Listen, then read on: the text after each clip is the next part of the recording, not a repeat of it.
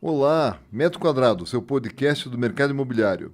Hoje, com uma pessoa que tem bastante experiência, muitos anos no mercado, que é o Arsênio Almeida, que é o diretor executivo da GT Building, uma das empresas que tem mais prédios e mais bonitos e de alto padrão sendo incorporados e construídos aqui em Curitiba. Como é que está, Arsênio? Seja muito bem-vindo aqui ao podcast. Obrigado, Ricardo. Muito obrigado pelo convite. Para mim, um prazer até especial, né?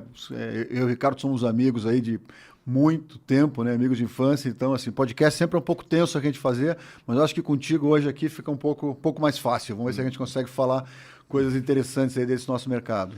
O Arsênio é amigo de infância de verdade, crescemos juntos, estudamos juntos muitos anos e moramos no mesmo bairro lá, uma pessoa maravilhosa, pegamos muita onda já, né, Arsênio? Já, E o já. Arsênio, além de surfista tradicional, é velejador, né? Fez uma travessia no Atlântico, vamos falar um pouco sobre isso também.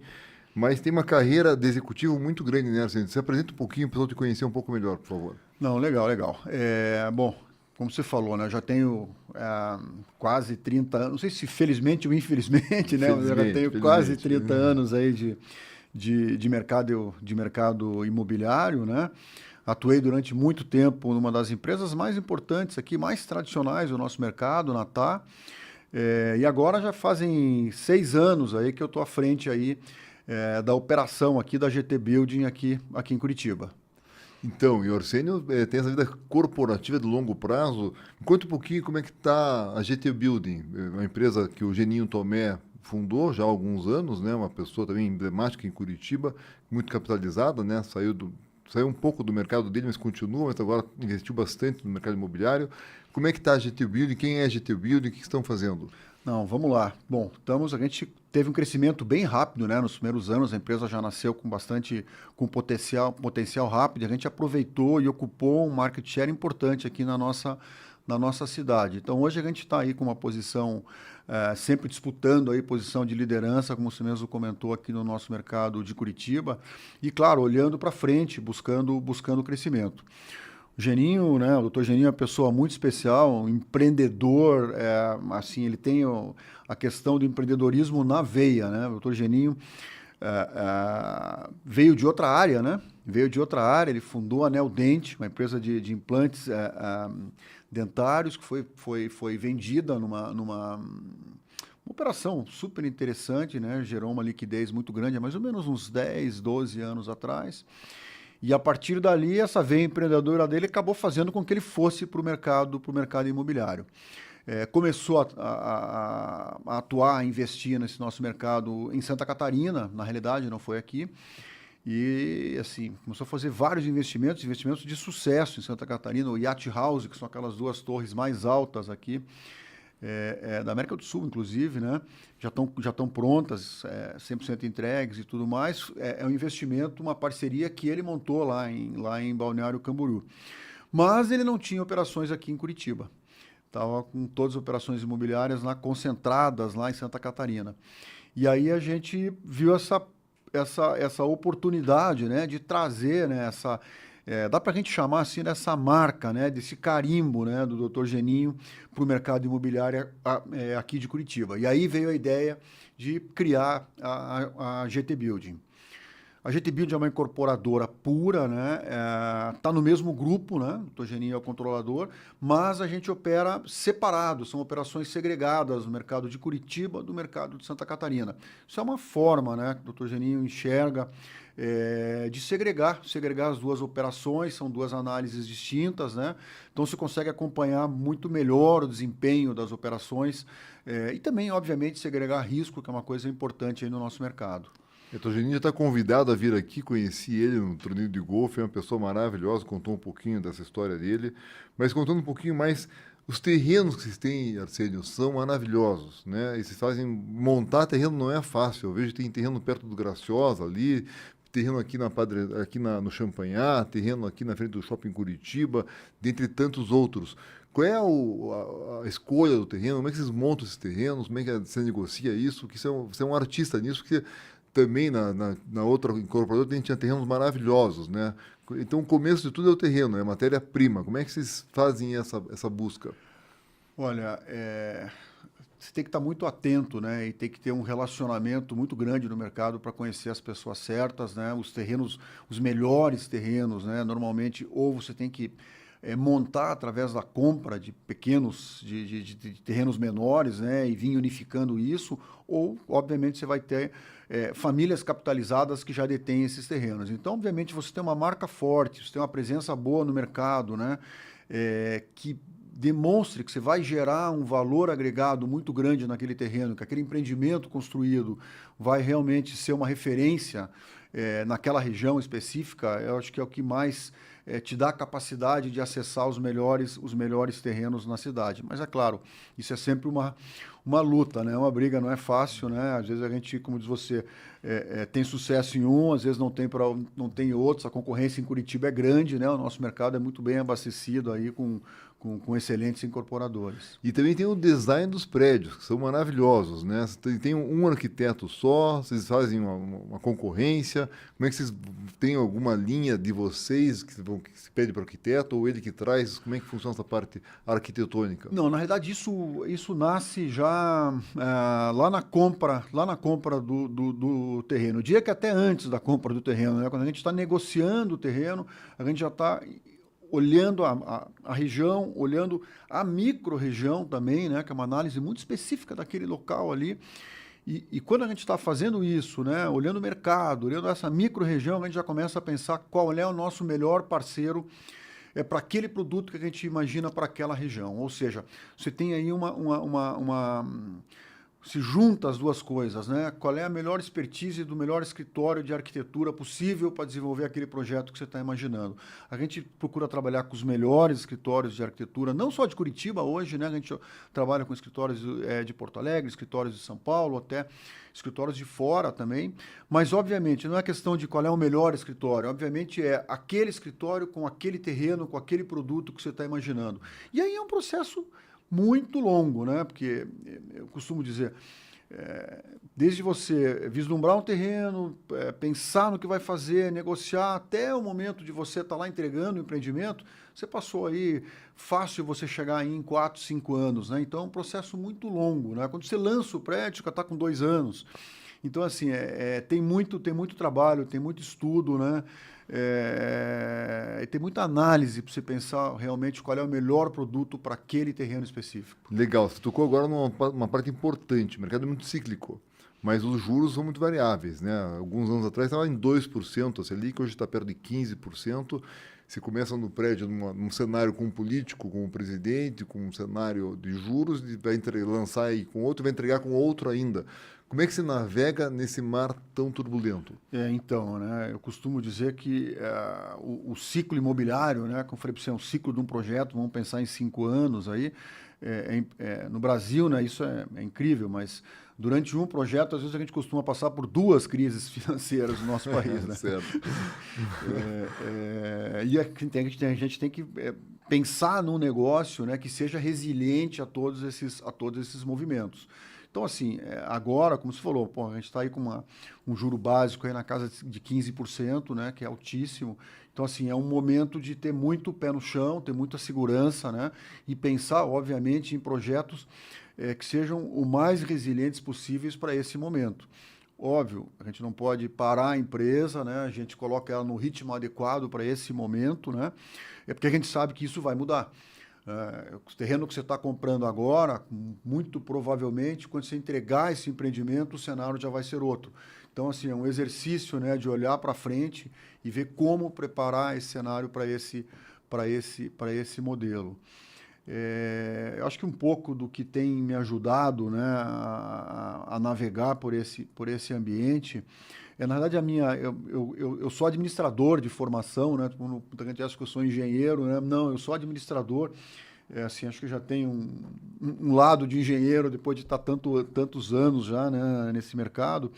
Mas a administração, a gestão, ela de fato me ajuda muito a ter as pessoas certas, né, nas áreas certas da companhia. Acho que esse é o grande segredo, né? A gente precisa, às vezes, né, da visão cartesiana da engenharia, né? Mas a gente precisa, às vezes, da criatividade do arquiteto. Enfim, é uma série de fatores diferentes que você tem que estar juntando justamente por conta dessas características do nosso mercado. Essa visão macro do administrador, né? Porque o engenheiro ainda é mais, eu sou engenheiro um pouco mais fechado, assim, eu não consegue ver essa parte, a parte fiscal, a parte do lançamento, a parte do marketing, o terreno, né? Queria falar um pouquinho do marketing, também é outro ponto forte de você, a marca é forte, os tapumes são bonitos, a gente vê que tem uma equipe forte de marketing por trás, o Geninho gosta disso também, está envolvido sempre no lançamento dele. Como é que vocês veem o marketing? É a parte digital, o plantão vende ainda, é mais no digital? Como é que está isso hoje em dia? Hoje o digital vem ganhando muita força, né? Mas a gente não abre mão também de ter uma presença física. Hoje a gente procura até concentrar a nossa operação comercial, inclusive com os apartamentos decorados, né, dentro da nossa sede. A gente acha que isso, de certa forma, traz um conforto, traz uma facilidade maior para o nosso cliente do que os decorados nos próprios terrenos, né? Tudo uma maneira de você tentar facilitar, tentar trazer um ambiente o mais fácil possível para o cliente, entendendo, obviamente, que hoje o nosso cliente ele vem com uma visão não só do produto, mas do mercado muito maior por conta do acesso que tem informação que nós mesmos, né, estamos colocando na internet. Mas assim, a questão de marketing aí também é um exercício muito de estar olhando para frente, né?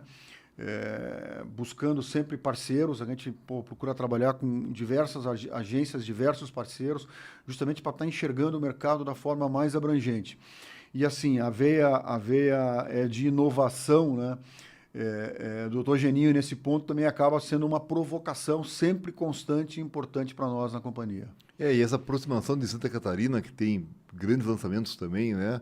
Fora essa visão global que todos vocês têm, muito viajado, e todo mundo, a família trabalha junto, pelo que eu sei ali, a parte de marketing é muito forte, imagino que tudo isso ajuda. Agora, como é que navega nesse lado corporativo, assim, nosso ouvinte aqui, né? Muitos deles trabalham em empresas, né? Ou querem trabalhar, e não é fácil, né? Porque você está disputando às vezes o teu cargo com o teu colega, daqui a pouquinho você vira chefe dele ou vice-versa, e depois tem a família que está envolvida também, depois tem os concorrentes. Como é que se navega nesse mundo corporativo há tantos anos com tanto sucesso? Olha, a vida corporativa é exatamente isso que você falou, né? É uma série de desafios os mais diversos aí possível, né? De fato, eu acho que assim, antes de qualquer coisa, você tem que pensar sempre em atuar da forma mais ética, né, possível, né? Isso, quando eu digo olhar de uma forma mais ética possível, não é só na questão de cliente, mas na questão interna também dos teus companheiros e colaboradores e parceiros. Talvez eu acho que buscar isso seja de fato aí o maior segredo, né? Obviamente, a empresa tem que estar gerando resultado, não tem como, né? A empresa vive disso. Eu acho que a empresa também tem que estar buscando crescimento sempre. E como a gente está falando com o público, que é basicamente mais o nosso mercado, né? Talvez um grande desafio aí seja em função do tamanho das empresas, né? Porque se você olhar, as questões voltadas à governança são talvez as questões mais relevantes aí que a gente tenha no desafio das empresas pequenas, quando elas se tornam médias e principalmente quando elas começam a passar de média para um porte maior. Muitas vezes a gestão da empresa está com foco muito grande na questão técnica, no projeto, né? Como começou a nossa conversa aqui, o terreno, o custo de construção, né? Uma coisa super relevante, né? As dificuldades do cenário, né? Agora estamos vivendo essa questão do juro tão alto aí. E isso tudo, às vezes, tira o foco das questões relativas à governança, né? Então, governança acaba sendo uma coisa muito importante. Hoje, além do meu dia a dia como executivo, né? Eu também estou atuando bastante na parte de conselho também, né? Tive já também, junto com o IBGC e com tudo mais, tentando olhar um pouco esse aspecto de governança com uma visão um pouco mais abrangente, um pouco mais ampla. Eu acho que não pode perder esse foco, né? Porque isso tem que andar junto com o crescimento da companhia. Você tocou num ponto bem importante que é a governança. Também sou conselheiro do BGC. Então, para quem está nos assistindo, o conselho é quem dá o rumo do negócio, né? Os acionistas, alguns têm conselheiros independentes, acredito que você trabalha assim em algumas empresas, fora na tua, que deve ser conselheiro, mas nas outras também como independente. E o gestor, que é o executivo, faz aquilo que o conselho mandou. E isso é um crescimento muito grande no Brasil, né? Porque está mudando, né? Esse capital novo chegando, o acionista está lá, a família está lá. Como é que você navega dentro do conselho? Não sei agora da parte da gestão corporativa e no conselho, porque aí tem a família, Sim. tem os independentes e tem os concorrentes. Assim, no nosso caso, vamos dizer assim, desde que nós montamos a GT Build, a gente já montou a GT Build, o desenho de governança foi muito bem estabelecido, né? Então, hoje a família do Dr. Geninho está constituída num family office já muito robusto, muito bem organizado, e os diversos negócios estão embaixo desse family office, né? E aí cada companhia tem o seu conselho específico. Então, a GT Build tem o conselho da GT Build, né? Onde tem executivos, como é meu caso, né? Onde tem membros da família, como é o caso do Dr. Geninho, o próprio João, né? Que é filho do Dr. Geninho, que atua com a gente desde a fundação, e conselheiros independentes também. Então, isso acaba gerando aí essa diversidade, né, tão importante no conselho. E as outras companhias, como também a Operação Santa Catarina, tem o seu conselho também, que é diferente do nosso, né, mais específico e voltado para os detalhes de cada negócio. Então, isso eu diria que é uma coisa hoje que eu enxergo como um diferencial positivo que nós temos no mercado. Ainda mais com várias empresas, né? Você consegue pegar alguma coisa que estão vendo em outro mercado, né? Traz para o teu. E são reuniões mensais, como que é a disciplina desse trimestral? Como é que funciona isso? A gente faz reuniões trimestrais, né? Vamos dizer assim, oficiais, né? E conforme temos assuntos específicos, a gente puxa reuniões aí que às vezes podem ser mensais ou bimestrais, conforme cada assunto vai surgindo, né? A relevância de cada discussão. E agora, voltando um pouco lá do pessoal, Arsenio, você, além de ser um navegador, né, hoje é capitão aí, né, e fez uma travessia do Atlântico, vindo lá da Noruega, da Normandia, que é um dos piores mares que tem no Canal da Mancha, até aqui o Brasil, fora tantas outras regatas que já fez em Florianópolis, volta a Floripa, aqui em Santos, tudo mais. Tem uma ligação que você faz do mar, né, velejador, com o mercado imobiliário ou como empresário, assim, como executivo? Tem. Na verdade, dá para fazer várias referências e várias ligações aí, né? Um barco à vela, um veleiro, né? Ele depende muito do trabalho da sua tripulação, né? E na sua tripulação você tem que contar com todo mundo, né? Então tem que estar todo mundo junto, né? Com o mesmo objetivo, com o mesmo foco. Então isso acaba tendo uma relação muito direta com a empresa, né? E em algumas situações, como essa travessia que você comentou, né? Não foi, na verdade foi de Portugal, eu saí de... O barco saiu da Normandia, você esteve em Portugal. Lisboa, Tá? Eu fiz o trecho mais complicado, eu fui de Lisboa até Salvador, né? Tá. Atravessei o Atlântico, a gente levou 28 dias, né? Em 3 amigos, né? Nenhum profissional a bordo e tal. E fiz isso no final do ano passado, né? E assim, tem muito a ver com esses momentos que o nosso mercado traz, né? É questão de resistência mesmo. Se planejar, ter um planejamento... você tem que ter um planejamento muito bem feito, né? Porque você está no meio do oceano, um veleiro relativamente pequeno, né? Então, assim, água, comida, os turnos, né, de cada um, né? Como é que você monta todo esse processo e não pode dar errado, porque...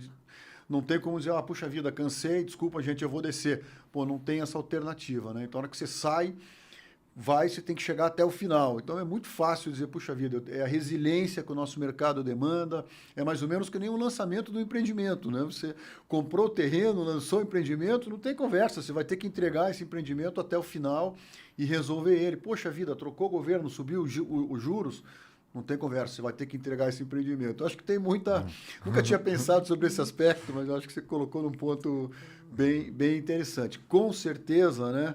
Eu uso isso bastante no meu dia a dia aí, consigo fazer essas conexões aí interessantes. Ajusta as velas, ajusta o destino é aquele, né? Você pode fazer em zigue-zague, direto, mas vai chegar uma hora. Não sabe quando vai chegar, mas vai chegar. E agora, indo para o lado do síndico, nossa empresa... tem uma parte da Reis, tem uma parte de síndico profissional. E estamos lançando um livro, que é o Síndico de Sucesso.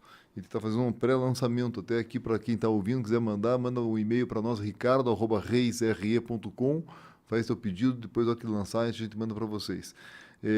Como é que você vê a vida do síndico? Porque o síndico, você está pensando num prédio, compra o terreno, provar esse projeto, mais um ano e pouco, fazer o projeto, lançar, construir, são 3, 4, 5 anos ali, né? Aí ficou pronto. Aí, na hora que você vendeu tudo, você tem que buscar outro terreno, mas é um filho que você está deixando ali com garantias importantes e tudo mais, e passa por um síndico isso. Como é que você vê a vida do síndico? Assim, é fundamental, é de extrema importância, porque é o seguinte, né? Pensa nesse ciclo todo longo que você falou, né? Imagina que muitos clientes compram no lançamento. Então você vende, você passa o ciclo de construção inteiro atendendo bem o teu cliente, né? E se você tiver sucesso nesse processo inteiro, entregar o apartamento, entregou bem, o prédio foi bem construído, o cliente ficou feliz, nossa, veja, são anos que você está ali com isso, né? Mas, na realidade, a satisfação desse cliente mesmo vai se dar com ele utilizando o empreendimento, vai se dar com ele morando lá dentro, né?